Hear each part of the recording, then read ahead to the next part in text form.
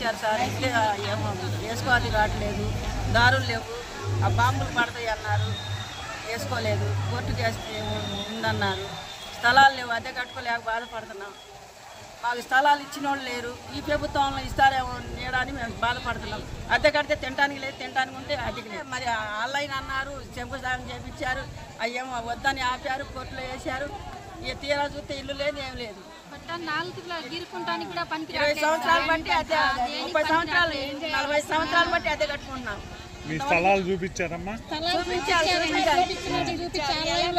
Online లో ఎక్కినాయి అంటున్నారు. లేదు, దాంట్లో పోయి లేదు. మనకిచ్చి కాలనీ ఇస్తేనే కదా సార్ మేము కట్టుకొని ఉండడానికి. దారే లేదు.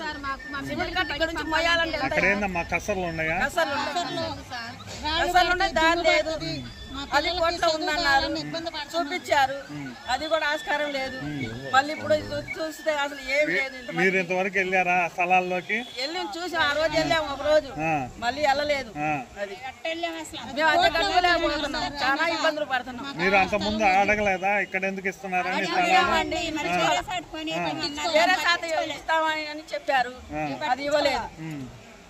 అది నా పేరు విషయం అండి. మాకు ఇళ్ల స్థలం గత సంవత్సరంలో ఇచ్చారు ప్రభుత్వంలో, కానీ ఇప్పుడు మాది ఆన్లైన్ లో ఎక్కింది అంటున్నారు. మాకు చోటు ఇచ్చి కూడా గట్లు కాడ ఇచ్చి కూడా మళ్ళీ కోర్టులో ఉంది అంటున్నారు. మాకు అది ఆ గట్లు కాడ మేము వేసుకోలేక కూడా ఇదవుతున్నాం. మాకు మళ్ళీ ఈ ప్రభుత్వంలో ఏమన్నా చూపించమని అడుగుతున్నాం. 20 సంవత్సరాల నుంచి మేము అద్దె కట్టలేక అల్లాడిపోతున్నాం. అద్దెలు కట్టలేక ఎంతో ఇబ్బందులు పడుతున్నాం. మాకు చోటు రావాలి. పరిటాల మాది. మేము ఇళ్ళకు స్థలాల కోసం పెట్టుకుంటే మాకు ఇళ్ళ స్థలాలు వచ్చాయి, కానీ ఎక్కడ ఇచ్చారు? కోరిల్లో ఇచ్చారు.